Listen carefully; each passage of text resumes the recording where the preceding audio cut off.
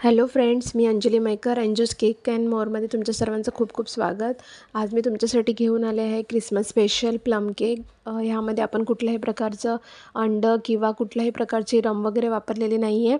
हे पूर्णपणे आपण एगलेस बनवलेली आहे.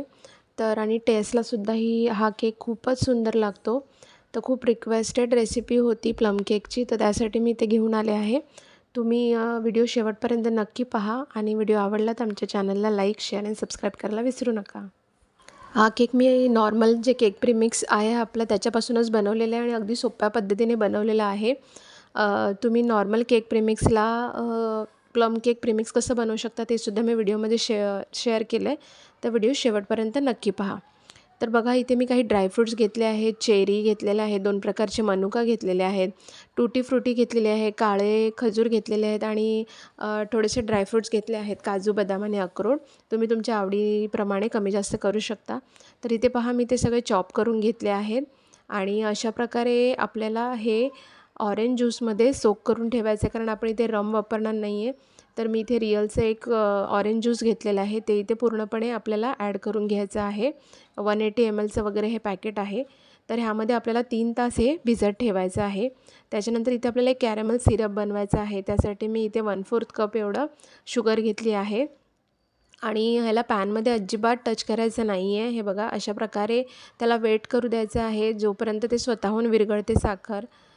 तर तुम्ही ते पाहू शकता, जेव्हा ही स्वतःहून अशी विरघळेल साखर त्यानंतरच ह्याला स्पूनने ढवळून घ्यायचं आहे. त्याच्या आधी तुम्ही ह्याला ढवळून घेऊ नका. तर हे बघा, इथे आपोआप थोडीशी ती मेल्ट झाली साखर. त्याच्यानंतर मी इथे अशा प्रकारे त्याला ढवळून घेतला आहे आणि आपल्याला ही कॅरमलाइज करायची आहे. तर मध्ये ह्याला तुम्ही अशा प्रकारे स्पूनने ढवळू शकता. लक्षात ठेवा, ह्याला हात अजिबात लावायचा नाही आहे. हे चुकूनसुद्धा मिश्रण तुमच्या हाताला लागलं तर ते चिटकू शकतं हाताला आणि हात भाजू शकतो. तर हे मिश्रण अजिबात हाताला लागू द्यायचं नाही आहे. तर बघा, इथे मी मध्ये ढवळून घेत आहे. अगदी काळसर रंगापर्यंत आपल्याला करायचं नाही आहे, खूप करपवून घ्यायचं नाही आहे. एक हलकासा लाल कलर आला त्याला की त्याच्यामध्ये इथे बघू शकता तुम्ही, अर्धा कप मी इतकं पाणी घातलेलं आहे. पाणी हळूहळू घालून घ्या ह्याच्यामध्ये. मी पाणी घालताना गॅस बंद केलेला. पाणी घालून झाल्यानंतर मी इथे पुन्हा गॅस चालू करणार आहे आता. आणि तुम्ही इथे बघू शकता की पाणी घातल्यानंतर साखरेचा असा छोटासा असा गोळा होऊन जातो त्या पाकाचा. तर ते पुन्हा मिक्स करत जायचं आहे पाण्यामध्ये आणि तो पुन्हा विरघळून जाईल. तर अशा प्रकारे आपल्याला एक कॅरमल सिरप बनवून घ्यायचं आहे. हे खूप गरजेचं आहे प्लम केकसाठी. तर बघा, तो गोळा इथे पुन्हा विरघळून गेलेला आहे आणि हे आपलं कॅरमल सिरप रेडी आहे. आणि 3 तास आपले ड्रायफ्रूट्ससुद्धा भिजले आहेत ऑरेंज ज्यूसमध्ये. तर इथे मी 2 कप इतकं प्रीमिक्स घेतलेलं आहे, जे रेग्युलर आपलं केक प्रीमिक्स आहे तेच घेतलेलं आहे मी. त्याच्यामध्ये इथे 2 चमचे तुम्हाला घरचं खाण्याचं जे तेल वापरतो आपण तेच यूज करायचं आहे. इथे मी राईस ब्रॅन ऑइल यूज करते. कुठलंही स्ट्रॉंग स्मेलचं तुम्हाला इथे तेल यूज करायचं नाही आहे. तर मोठे 2 चमचे तुम्हाला इथे तेल घालायचं आहे. माझ्याकडे छोटा चम्मच होता म्हणून मी 4 चमचे घातले आहेत. त्याच्यानंतर जे आपण कॅरमल सिरप बनवून घेतलं होतं ते सुद्धा तुम्हाला इथे 2 स्पून घालून घ्यायचं आहे. ते जर तुमच्याकडे नसेल तर तुम्ही इथे कॅरमल इसेन्स मिळतं ते घालू शकता. त्याच्यानंतर जे ड्रायफ्रूट्स आपण भिजवलेले ते इथे थोडे थोडे करून घालायचे आहेत. त्याआधी जर तुम्हाला हा चॉकलेट फ्लेवरमध्ये बनवायचा असेल तर तुम्ही इथे 2 टेबलस्पून एवढं चॉकलेट कोकोआ पावडर इथे घालू शकता. त्याच्यानंतर काही स्पायसेस तुम्हाला घालून घ्यायचे आहेत. त्याची लिस्ट मी डिस्क्रिप्शन बॉक्समध्ये दिली आहे.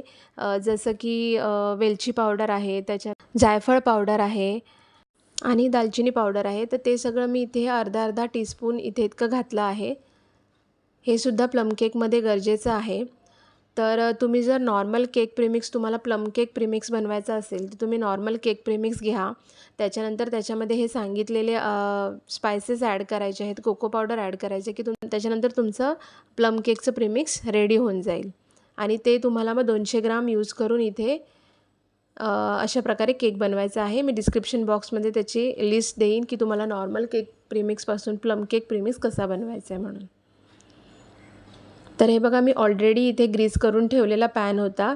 त्याला मी ऑइलने ग्रीस केलेला आणि मैदा त्याच्यावरती डस्ट केलेला. तर त्याच्यामध्ये मी हे बॅटर काढून घेतलं आहे आणि थोड्याशा ड्रायफ्रूट्सने आपल्याला हे वरती गार्निश करून घ्यायचं आहे. मी ओव्हन ऑलरेडी प्रीहीट केलेला आहे 10 मिनटासाठी 180 डिग्रीवरती आणि त्याच्यानंतर मी हा केक बेक करणार आहे 35 मिनटासाठी 180 डिग्रीवरच लोअर रॉड ऑन करून फॅन ऑन करून.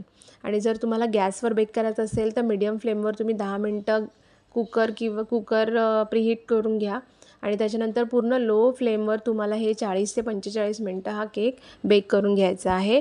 कुकरला शिट्टी आणि जी रबर आहे तो लावायचा नाही आहे. तर हे बघा 35 मिनटानंतर माझा केक रेडी झालेला आहे.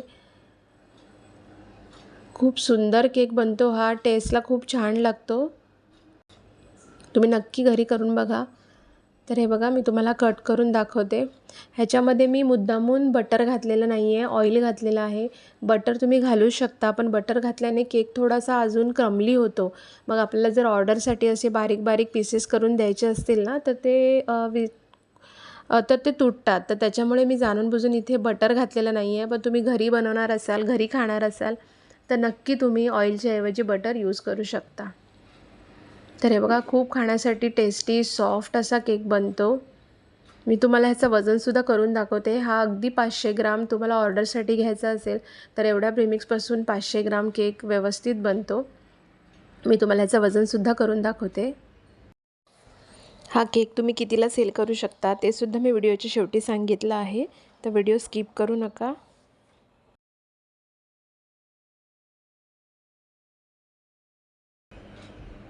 तर हे बघा केक बोर्डचं वेट मी 0 करून घेतलं आहे.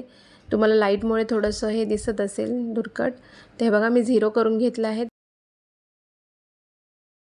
त्याच्यानंतर तुम्ही बघू शकता 530 ग्राम इतकं ह्या केकचं वजन आहे. तर तुम्ही ऑर्डर घेणार असाल तर हा अर्धा किलोचा केक तुम्ही 350 ते 400 रुपयापर्यंत विकू शकता. आय होप तुम्हाला आजचा व्हिडिओ आवडला असेल तर चॅनलला लाईक, शेअर आणि सबस्क्राईब करायला विसरू नका. तर पुन्हा भेटूया अशाच नवीन रेसिपीसह. तोपर्यंत बाय, टेक केअर.